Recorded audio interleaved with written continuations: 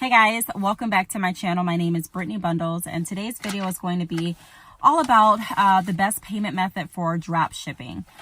So if you guys don't know, I do offer a drop shipping program. The links are always included at the bottom of the videos if you want to learn more about that. If you are interested, be sure to stay tuned, give this video a thumbs up, and let's get right into the video. So if you guys have been following me, then most of you know what I'm going to recommend. I always recommend PayPal. PayPal is the best payment method to use in my experience, just because it's very secure. So what I mean by that is PayPal has its own fraud analysis. They have their own verification system that they do on their back end to make sure that when the order goes through, it's as legitimate as it could be. And then say something slips through the cracks. So say there is someone that is somehow impersonating someone else, or if they're trying to purchase on your store and it's fraudulent or it's not really them, then PayPal protects not only them, but it protects you. So PayPal, they just have so many different ways of settling disputes seamlessly, not just for the buyer, but also for, not just for the, buyer, but also for us, the seller. So when you create your website and when you decide to do drop shipping, I can speak for my program. You are still your own boss. You create your sales, you interact with your clients, you promote, you market, you do all of that. Bad Chick Hair sends out the bundles on your behalf.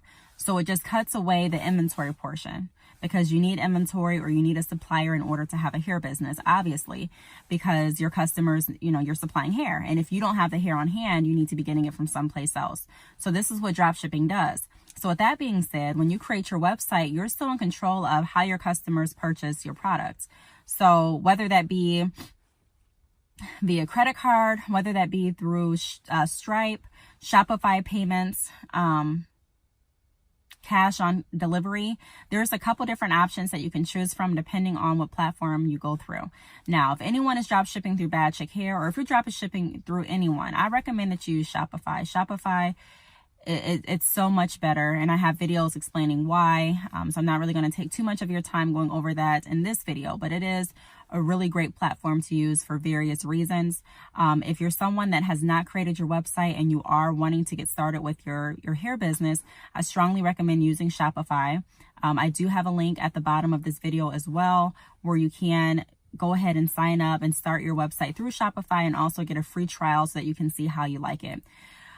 So with that being said, I want to make sure that you guys are protecting yourself and also being able to have seamless transactions. So the way that my drop shipping works is, once your customer gets an order, I receive a notification and I send out the hair on your company's behalf. So I work in the background. And because of that, you want everything to move seamless for them and also for you. So if you do say something like, okay, if you set up Stripe is a platform that allows your customers to use credit cards. Okay. Credit cards. And I think at this point, Stripe doesn't even, if you tell Stripe that you're operating a hair business, 9 times out of 10, they may even say, you know what, this is not a service we can offer, because there's so much fraud in the hair industry. I have explained my experience using Stripe, and I've explained, why I don't use anyone but PayPal, because of ways that I've gotten screwed over doing that in the past. So I will try to link the videos down below so you guys can watch those as well. But another reason that I don't recommend using Stripe for your hair company is that Stripe payments can take a few days to actually hit your bank account. So when someone pays with their credit card, it may not be immediate. It depends on the credit card that they're paying with. It depends on the institution that card is linked to. So say someone buys hair for $200. They swipe, they put their card information in, and it says that the order is complete. You still have to wait that 3 days. Mind you, with drop shipping through Bad Chick Hair, the shipping is the longest it could take is 10 business days. So you want to make sure that I get that notification immediately, and that you send over the payment immediately, so that we can send out the hair to your client immediately. The longer that you wait, the longer it takes for your client to receive their hair. So once I've received the notification, I'm looking for the payment from you. With drop shipping, the drop shippers pay a lower rate for bundles, and they keep the profit. So I still have to get paid for the hair before I send it out. So if a customer goes to your website, let's say your website is hair.org, and I don't know if that's a real website or not, guys. I'm just using this as an example, but say your website is that.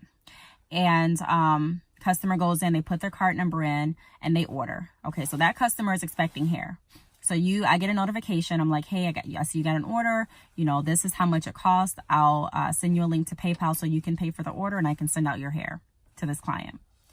But if you're like, okay, well, this client pretty much, I haven't really gotten the money. It's going to take about 1 to 3 business days before I even get the money to send it out.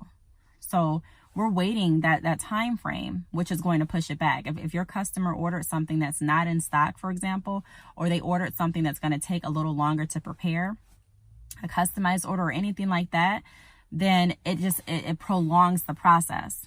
It prolongs it. So we don't want to do that. We want to make sure that we're really efficient. And so PayPal gives us that option where if someone purchases, you have the funds in your account like then. You don't have to wait 2-3 business days. You don't have to wait a week. You don't have to do that. And like I said, you don't have to worry about, okay, the money is in my account, but let's say it's a fraudulent application. So they went through and they put their card information in. We waited 3 days. You got their money. You kept the profit and you paid the drop shipping rate for the bundles.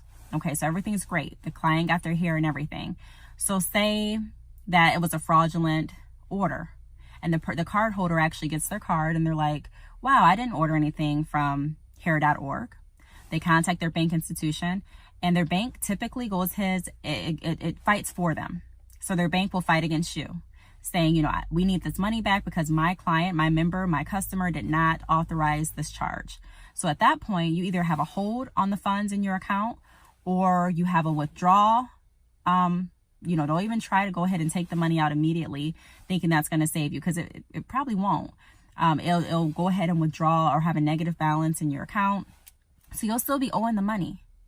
And at that point, you know, that customer or that fraudulent person already has the hair and they already have the money back to them. A lot of times people use their spouse. So for example, in my opinion, what I've seen is through Stripe, especially, say my boyfriend's name is John. So I place an order through John's credit card and John has a different address on his bank account and everything like that because we're just boyfriend and girlfriend. And I get the hair and then I'm like, John, go ahead and call your bank and tell your bank that this was fraud. Tell your bank that you didn't do this. A lot of girls do that. So at that point, the bank is, you know, looking like, it's a different address, it's a different name. Someone must have stole your information. We're going to get this money back to you. And you're left without anything. You're left without, you know, you're out of your profit and you're out of, you know, we're out of the inventory. So it's very important to make sure that you're thinking of all scenarios. I know it's easy to trust. I know it's easy to, you know, get excited when you get your first order and you're like, let's just go ahead and get it. But you have to also be cautious that a lot of people aren't legitimate. And so PayPal kind of reduces that risk. PayPal wouldn't just go in your account, grab the money out and give it back to them. PayPal would actually have a whole dispute process.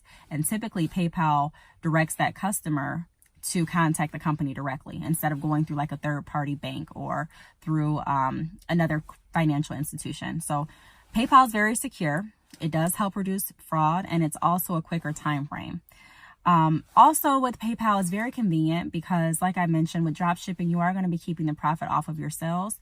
So PayPal will also provide you with like a business debit card. I'm trying to show you what it looks like, but it's a business debit card so that you can kind of keep your business finances separate. So this really helps when when tax time rolls around because you can pull up your PayPal information and see, okay, this is how many orders I've gotten this year. And it gives you like a nice spreadsheet that you can take to your tax advisor. It also gives you like a PayPal business card. It says like business credit at the top and you can use this card at the store. You can use it to purchase more inventory. You can use it to purchase like different marketing materials, different packaging, just pretty much anything, ink for your printer.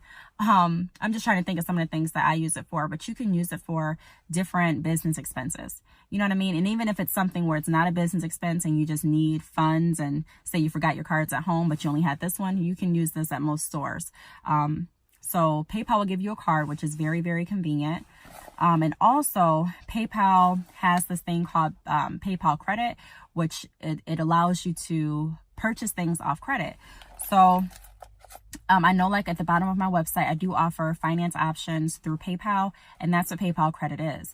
So if you don't even have the best credit, let's say, but say PayPal is seeing these deposits hit your account Because if you're drop shipping, people, your customers are still going to pay you first, and then you pay me the reduced price for the bundles and keep the profit, like I mentioned.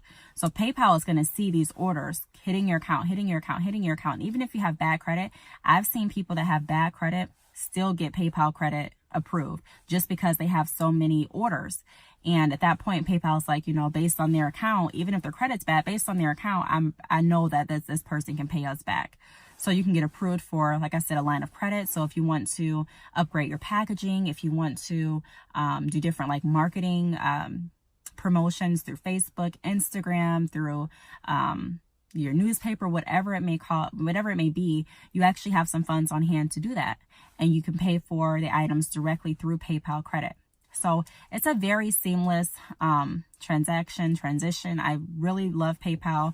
Now, if you are doing drop shipping, it's completely up to you. Like I mentioned, you're in charge of your own business. So if you decide, hey, PayPal really isn't for me, I really don't want to use PayPal, I'll take my chances using something else, then go for it. That's completely up to you.